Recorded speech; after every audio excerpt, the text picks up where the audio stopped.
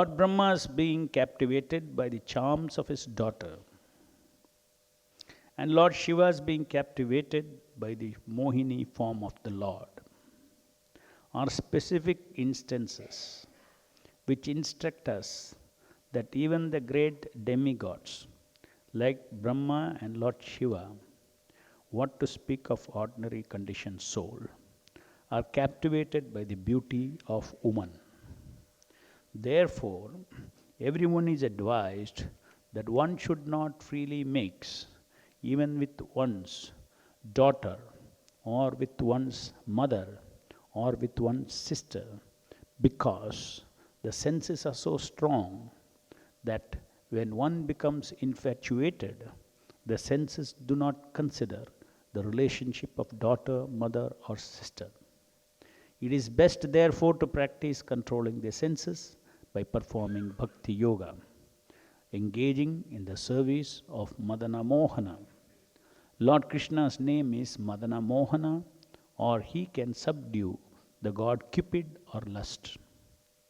Only by engaging in the service of Madana Mohana can one curb the dictates of Madana, Cupid. Otherwise, attempts to control the senses will fail. Thus ends the Bhaktivedanta purport. So Lord Kapila is citing certain instances in the universal history, in the history of the material world, which means talking about of different yugas and different, not particularly of the recent one. And in order to substantiate a very important principle in the material world, it's important principles in the material world, especially for those who are conditioned with the lauding tendency or the enjoying tendency. For those living entities, the examples cited by Lord Kapila is very instructive.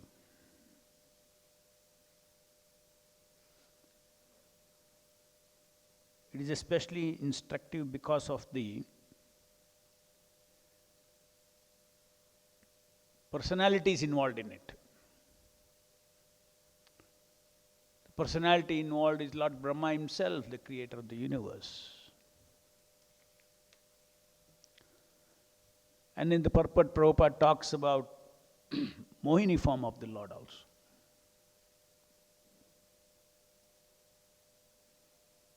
So unless and until,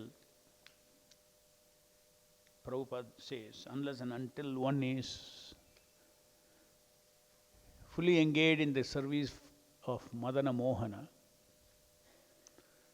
this attraction of the Cupid will always chase the conditioned living entity. Because this attraction of the Cupid or the male mind for the female mind and the female mind for the male mind is very much ingrained in the contaminated consciousness. Just like you say DNA and the DNA of the person, we say. That means he cannot help doing it. Genetics. He is built like that. Similarly, the contaminated consciousness, which is a duplication of our real consciousness or Chinmaya Sharira. The contaminated consciousness, the DNA of contaminated consciousness It is deeply encoded in the contaminated consciousness. Attraction to male, attraction to female.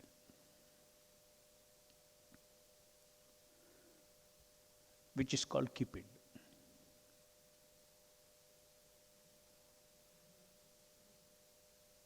Cupid, when it attacks, it is called intense. It's not ordinary attraction, intense attraction. As it is said, you simply follow that source of attraction. At the sight of his own daughter, Brahma, bewildered by his charms, and shamelessly ran up to her in the form of a stag. Shamelessly, one will run after the object if one is shot with the arrow of Cupid. So this is an important phenomena in the material world. One who understands the philosophy of Krishna consciousness knows that Krishna has a place for all these things in his creation. The reason for all these things in the creation. Everything is meant for a particular purpose. And if there is no reason for you, or when there is no reason for any living entity to pass through the test of that, then it will not act. Different weapons are created for different kinds of living entities in this material world. To keep the living entity by Maya keeps the living entity trapped.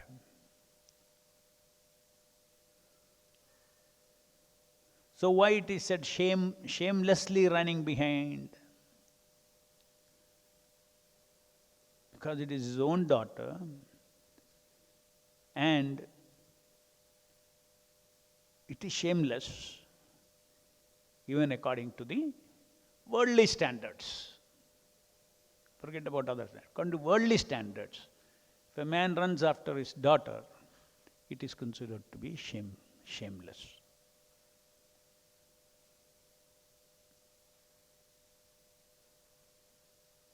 One may wonder why Brahma himself, who is the creator of all these bodies, second creator of all these bodies, he himself has to fall into this illusion, means that it is natural for the soul to see male and female bodies, even though it is artificially constructed in this material world. Brahma himself is the architect.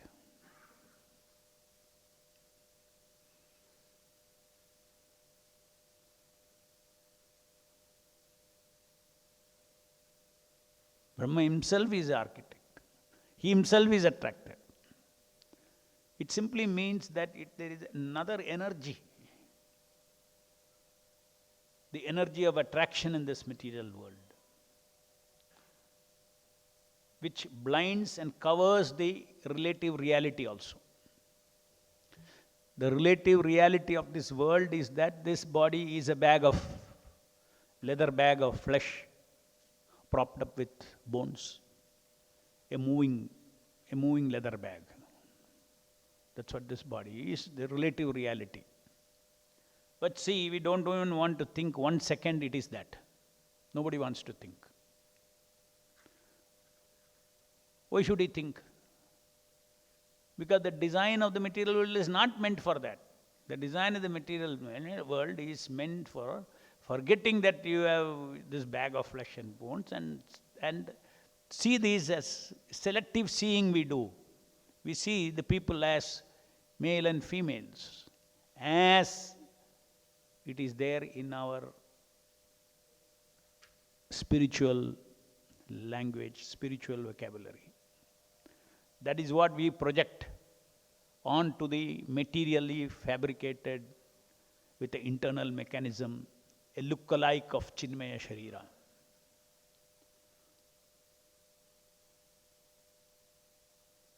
This is a look-alike body. It is a sham.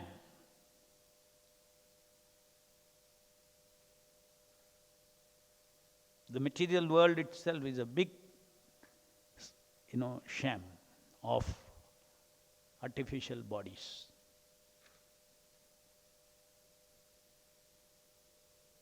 Migrating from one body to another body, etc. So though this is an actual truth,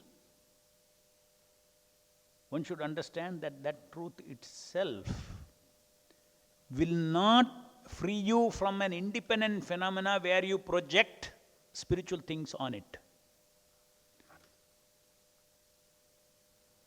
When you project spiritual male and female onto the material male and female, when you project that,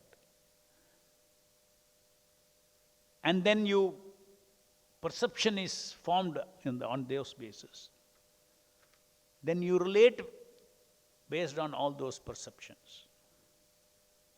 You don't relate on the perception that this body is made up of material elements. You don't remember that. You don't want to recall that. So a spiritualist means, ultimately a spiritualist means he has to come out of this bodily concept of life, and that alone is not enough. Because even if you come out of the bodily concept of life, the basic attractions which are DNA coded in our chitta, contaminated consciousness, which is a reflection of our pure consciousness, perverted reflection of our pure consciousness. Soul is pure consciousness. Even now soul is pure consciousness. Soul doesn't get dirty. Soul gets dirty only in its imagination, by associating with contaminated consciousness.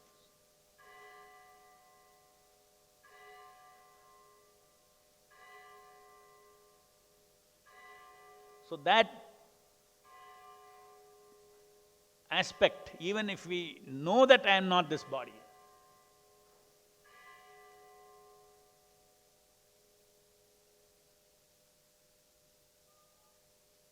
that is only one part of Maya.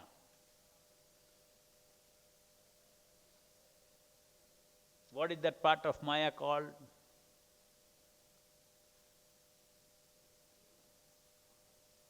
There are two aspects of Maya: Avarnatmika Shakti and Prakshekatmika Shakti.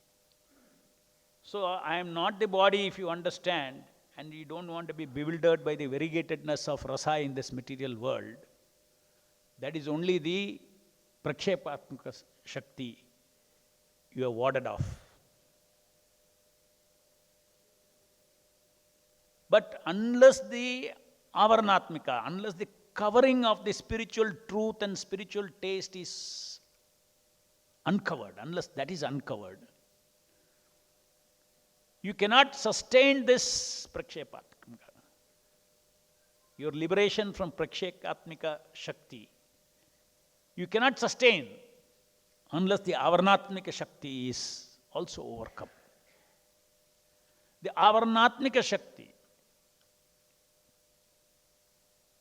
Avarna means covering. Covering the pure truths. What is a pure truth? Number one, I am not the controller, I am not the enjoyer, I am the enjoyed. Krishna is the enjoyer. Lust is not the basis of existence. Love is the basis of existence. Lust means gratification for oneself. Love means gratification for the Lord. Now, my constitutional nature is this,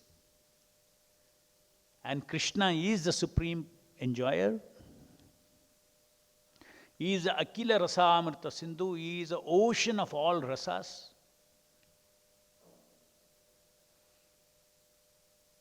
He is the ocean of substance, Sat, Chit, Ananda.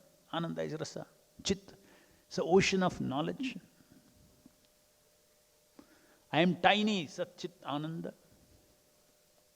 So unless all these positive knowledge about Jiva, the Lord, and the relationship between Jiva and the Lord is opened up,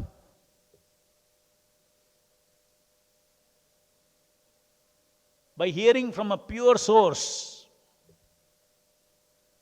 there is Shakti in that pure source to open that Avarnatmika Shakti.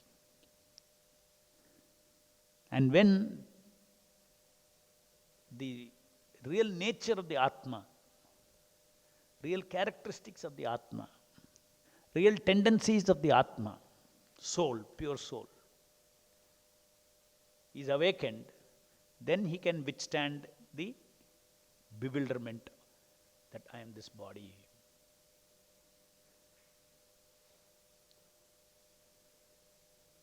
Because now in this conditioned state, the soul is rasa seeking, no doubt. The soul's nature is rasa seeking. And that rasa seeking is catered to by only this bodily concept of life. If you starve your soul of rasa, like the Brahmavadis do, you'll have to fall down again for rasa. Relationship.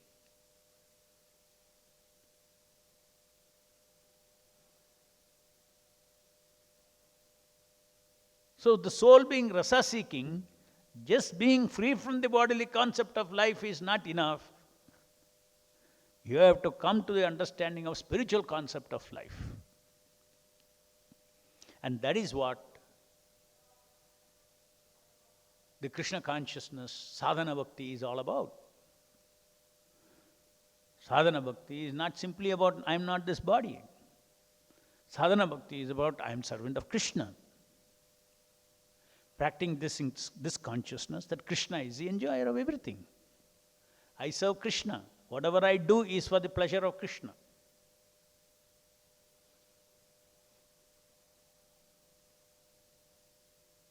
That consciousness is practiced in the sadhana bhakti.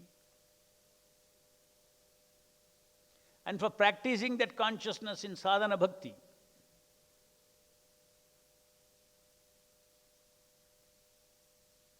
the Lord is very kind. For your rasas to be concrete, for your spiritual sadhana rasa itself, you can say, to be pure or to be concrete, the Lord comes down as Archa Vigraha.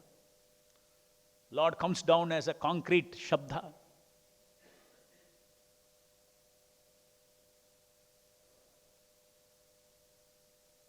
And they live with the devotees. Every incarnation lives with the devotees. Eating, sleeping with the devotees, offering worship, receiving glorification.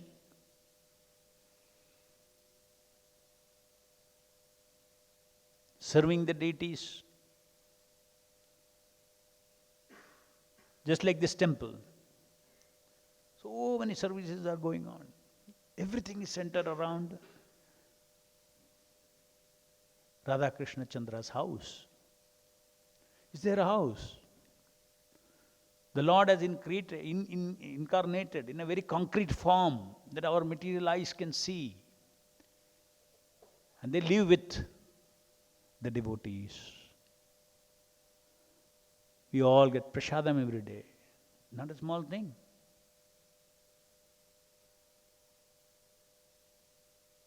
We are continuously fed with spiritual rasa.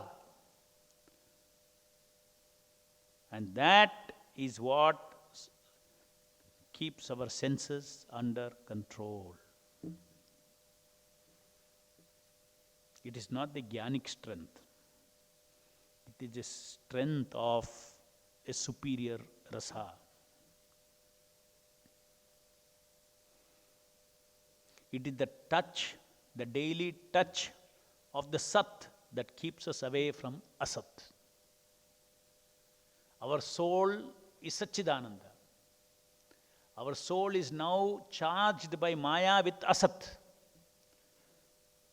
Sat is covered by Asat. Like Prabhupada gives example of iron put in the fire becomes hot. The same way we put our soul in association of Sat, which is the deities, which is the Nama, Kalikale, Krishna, Nama Rupa Avatara. It is actually a real fact that there is a flow of one energy called Sat energy, which will push out this Asat energy and give us the realization that I am not this body, but I am Sat.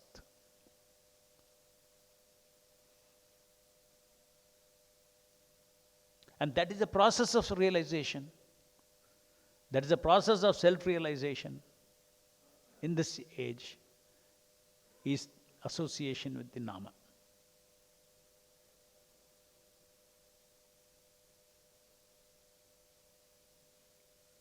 So Sat, then Chit flows from the Nama.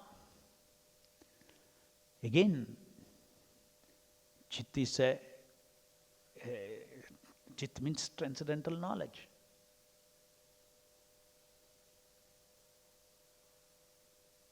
The soul awakens its natural consciousness, not intellectual understanding, I am servant of Krishna. He awakens us.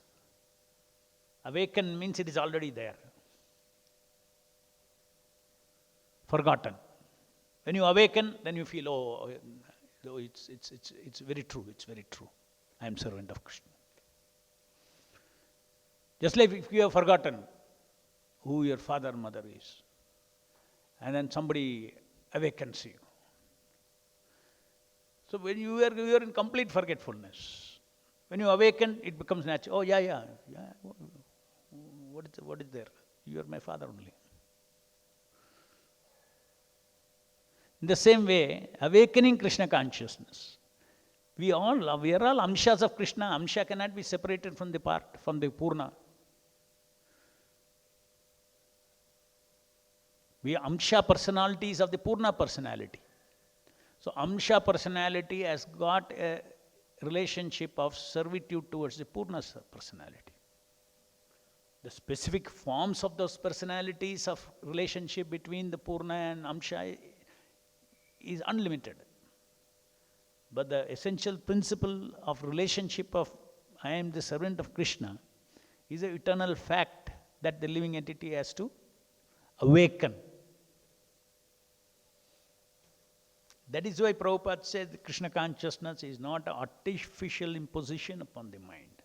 How deep the covering is, it's a different matter. Different living entity has so deep covering that they have no inkling, no understanding, no feeling that I am part of Krishna. That Maya keeps the living entity separated conception of existence, that you are separate from God. No God at all. You are individual existence. So ultimately, if Maya's Avarnatmaka Shakti and Prakshekatmaka Shakti has to be countered, it can be countered only by Bhakti Yoga. Only by positive association with the ocean of Sattva, Chit and Ananda. It's a simple process. Entire process of self-realization is very simple. Immerse ourselves in association of the Lord as a deity, the Lord as the holy name, the Lord as the spiritual master, the Lord as Charnamrita, the Lord as his devotees, like Tulsi Maharani, Lord as his prasadam. Imagine every day we can associate with all of them, and that is how the acharyas have designed the sadhana bhakti, morning to evening, how your life should be. Continuously we are actually, this cannot be seen with our eyes. Sat cannot be seen with our eyes, because this is asat eyes. But Sat exists. Just like when you chant Hare Krishna, Krishna Krishna, Hare Hare, Hare Rama, Rama Rama, Hare Hare. The asat vibration you are vibrating. Asat means temporary, right? Your tongue is vibrating. Into that vibration, the sat vibration, the eternally vibrating Nama of the Lord, which doesn't need a tongue to vibrate. The Nama of the Lord is a self-sounding sound. What is it? Self-sounding sound. In the material world, we need a tongue-sounding sound. We need a tongue to sound it. But Krishna Nama is a self-sounding sound, which is eternally sounding in the spiritual world. And when it takes avatara, it comes and enters the vibration that we create with our tongue. Imperceptibly he emerges into it. When he emerges into it, that the vibrated sound that we vibrate, it is no longer having any asat characteristic, because that vibration is serving whom? The real Nama. The Abhasa Nama is serving the real Nama. Every sound, every name, every form in this world is called Abhasa. Abhasa means shadow. What is the difference between real and shadow, real object and shadow, real form and shadow form? In the shadow form, there is no reality. Real person is not there, isn't it? So when you say in this material world, male, female forms are all abhasa forms. Abhasa means there is no real male or real male or female. There is no reality there. It is only shadow. So we create the shadow sound, Hare Krishna, Krishna Krishna, Hare Hare, Hare Rama, Rama Rama, Hare Hare. But the Lord has told that any shadow sound in this material world, in this particular name of mine, I have already entered. I would enter. Potentially I am there. To what degree I am there to reciprocate with the chanter? That is yeta mam prabodhyante tam sate bhajamyaham. That is governed by that principle. But the fact is that existentially the Lord is on the tongue. Experientially we are distanced from Him. Why? Because to experience anything you need senses. So experientially to understand means we need spiritual senses. That means my spiritual mind and spiritual tongue has to be awakened in order to experience the sound which is on my tongue, which has descended from the spiritual world on my tongue. So I can have existential realization through Shraddha, through faith.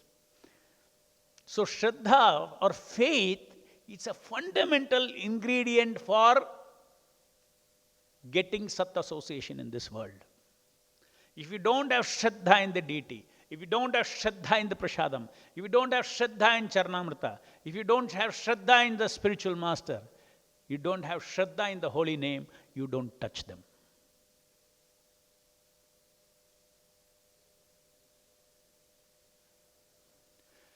By Shraddha, by associating with them, our Sat, Chit and Ananda is awakened. And by awakening our Sat, Chit, Ananda, mind, then Satchidananda senses, the Shraddha transforms into experiential realization of the Satchidananda deity, Satchidananda Nama, Satchidananda Prasada, Satchidananda everything. The incarnation of the Lord. So, we are so greatly blessed that we don't have to struggle like impersonalist and say that I am not this body and hold on and struggle, be starved of form. We develop purified perception of male and female. A Vaishnava has a purified perception of male and female.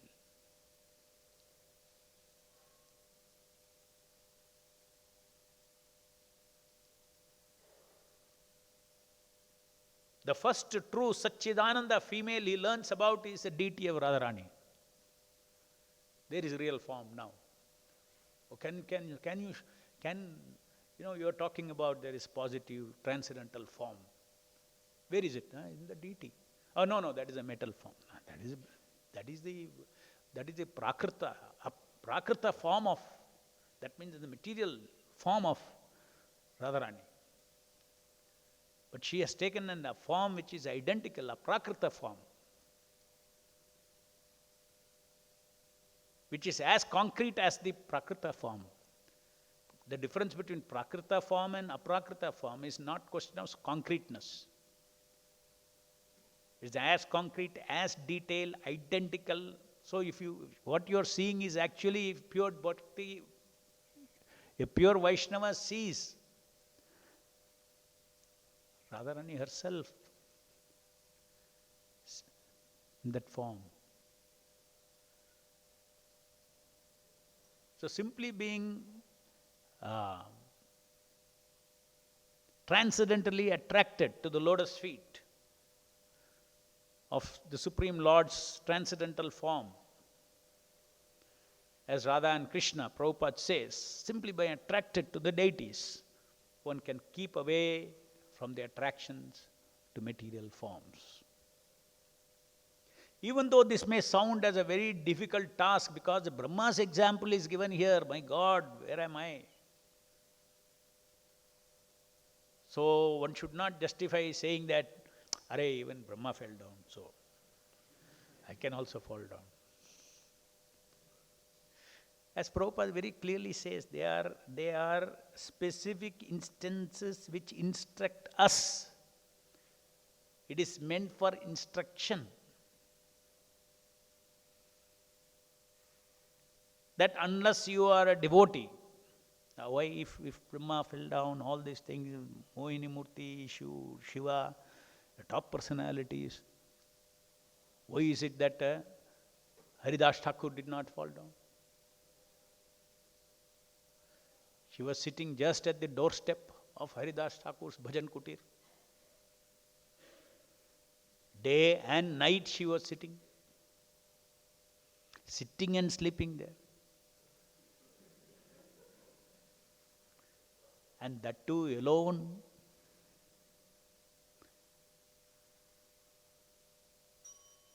Because Haridas Thakur was immersed in the positive rasa of the spiritual world. Positive rasa of the Nama.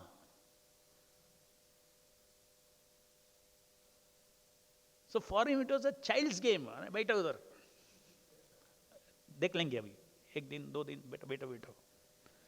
Suno, Hari Naam suno. So continuously he was initiating her with the Nama. The Nama is Nama produced by him.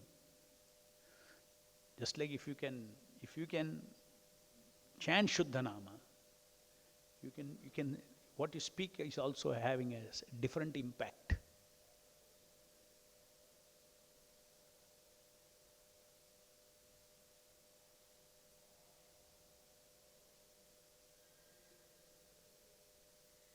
And that impact was transforming her heart. Without association of the pure devotee or association of the Nama through his pure devotee. Nama is very kind, is very merciful.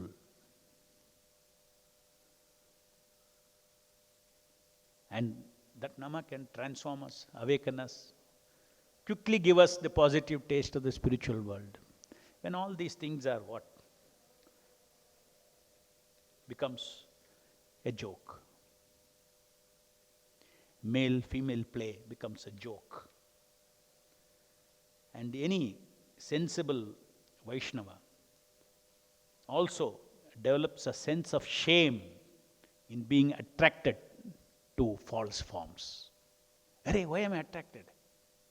It's so shameful of me. Because I know this is bogus.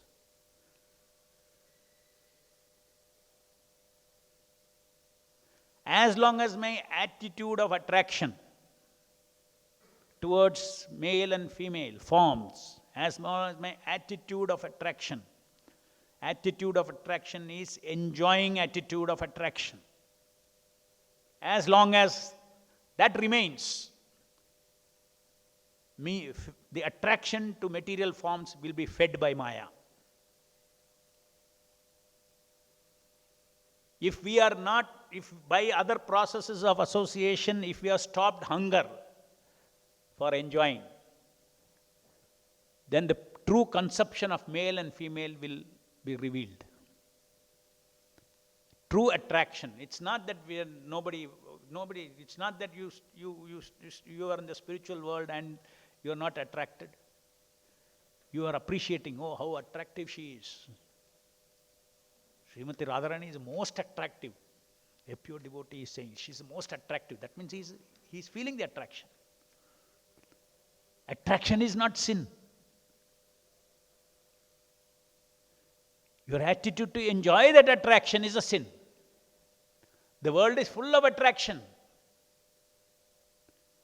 What is life without attraction? Spiritual world is all attractive.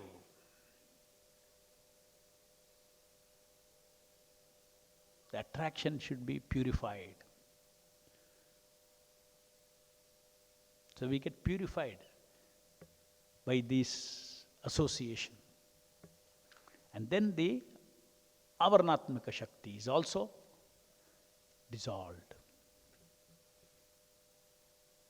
If Avarnatmaka Shakti is acting, like in all the Brahmavadis' case, they do not know what is positive attraction, positive rasa, positive identity, positive personality, world of positive variegatedness, beautiful lands and beautiful rivers and beautiful mountains and beautiful weather and beautiful, all those things, if one does not have uncovered the Chinmaya beauty, then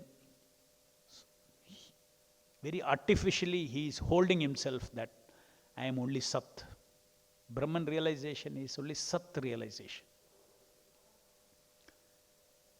His Chit and Ananda proclivity or tendency, it cannot be killed, it is eternal. So he will fall down again into this material world for activity. Because activity is the nature of Sat. Any questions?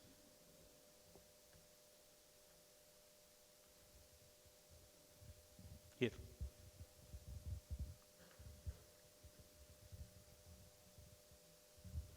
Hare Krishna, Prabhu.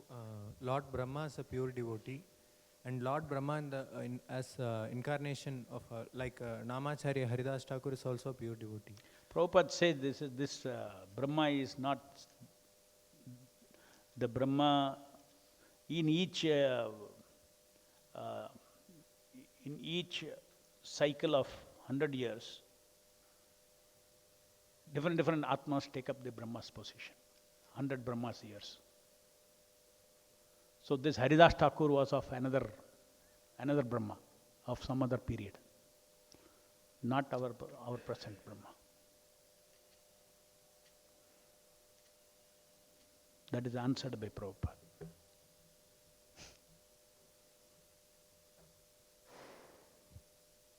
Any other question?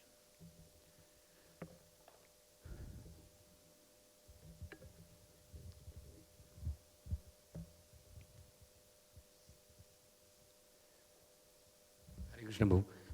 Prabhu, you said that the Hare Krishna mantra is a self-sounding sound. So what about the people in this material world, those who are dumb and deaf? How they get the benefit of self-sounding sound? Self-sounding sound is sukshma. Every sound has got fine form to gross form. So it is a self-sounding sukshma sound also. Just like if I close my eyes, I can chant. I can chant either loudly, Hare Krishna, Krishna Krishna, Hare Hare, Hare Rama, Ram Ram, Hare Hare, so that others can hear. Or I can do japa, Hare Krishna, Krishna Krishna, Hare Hare, Hare Rama, Ram Ram, Hare Hare, Hare Krishna, Krishna. I can hear. Or I can close my mouth. Only with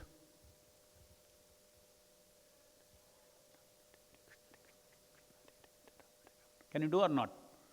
You can do. That way also. That is also Nama. Then in the mind, you don't even move your tongue. Can you hear? Chant in here? You can chant in here. So from that sound to the sound that you produce merely with your lips and tongue, to your japa sound, to the loud sound, all in every one of these sound, the self-sounding sound has incarnated. So if somebody is deaf and dumb, doesn't matter. He can do japa in the mind.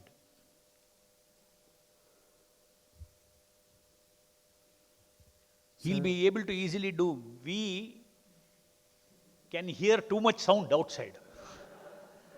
So if you tell us to do sound in the mind, you cannot do so easily. Because that will be the next question. We ourselves cannot, in the mind we cannot do. What is the hope for a person who is deaf and dumb to do manasika japa? Possible because he's not just, they say that anybody whose external senses are let's say blind person, etc. Their faculties, other faculties, they get amplified. They get amplified. Because the prana goes there. Prana is less spent in all those things. So whatever few senses that you have, the prana is feeding that. So your ability to do subtle sound is very high if you are deaf and dumb.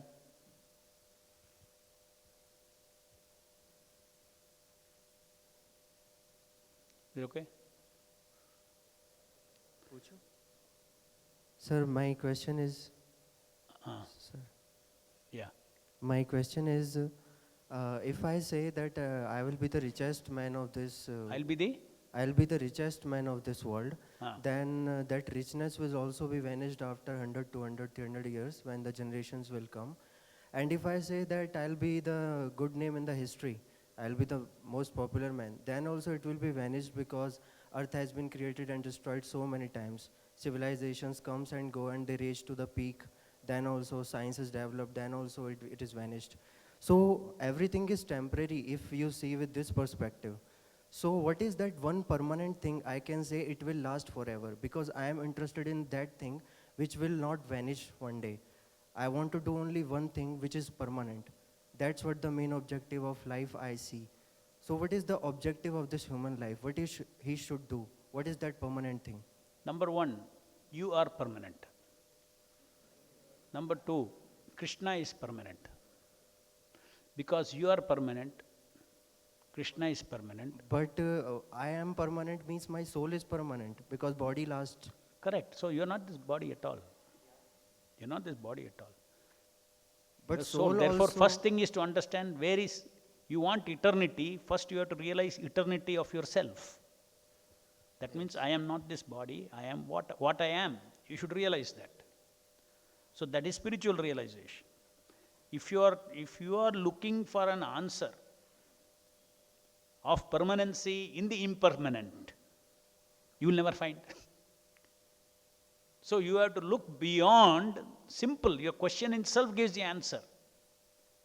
I want that which is permanent, means it is nothing that you know of materially. That means it is beyond this material world. And the very fact that you are seeking permanency means there is something inside you who is seeking permanency. And that is me. That is I. And that I, that is a real I. All the other I's are called ahankaras. For instance, now you are asking question. Whether your soul is asking the question or your material I is asking the question. It is mixed. You cannot say it is mixed. That is the meaning of Maya. Maya seamlessly takes your identity, spiritual identity, and makes you feel the material identity is you. So you cannot differentiate. But we can say that because your question of eternity has come, the soul is speaking a little. Your soul is also asking this question. So you have to realize your soul fully. To realize the soul fully, you have to practice this process of Krishna consciousness where Sat is touched. So Krishna is Sat, Krishna Nama is Sat, Prasadam is Sat. So you have to associate your appropriate senses, tongue with the Prasadam, taste with the Prasadam, eyes with the deities, tongue and ears with the Nama. So once you associate with Sat, then through all these senses you are taking the Sat energy into your soul, and the soul needs to be charged now. Now it is sleeping, it needs to be charged. So you follow the process of Krishna consciousness, simple thing. Start with chanting Hare Krishna, Krishna Krishna, Hare Hare, Hare Rama, Rama Rama, Hare Hare. You should have full faith that this is Sat Shabda, appearing like an Asat Shabda, but it is a Sat Shabda. By continuously associating with it, what is permanent, I will understand. Sir, next question of my, it comes from my inside, that why God created this universe, and who is that God? Who is the creation of all the who is that supreme thing? Krishna. It can be proved or not? By realizing him, you can prove him. And if... you have to realize him. Because Krishna, you cannot prove sunlight with a torch. Correct? So Krishna is Surya of existence. So you have to depend on the Surya to show himself to you. Then you will realize. So proof of God is God alone. So you have to talk to God. Krishna, Krishna, Krishna Krishna, Hare Hare, Hare Rama, Rama Rama, Hare Hare. Cry and ask for him. He'll say, I am the Supreme Baba. ग्रंथराज Shrimad Bhagavatam की जय, जगत गुरु शिल प्रभुपाद की जय.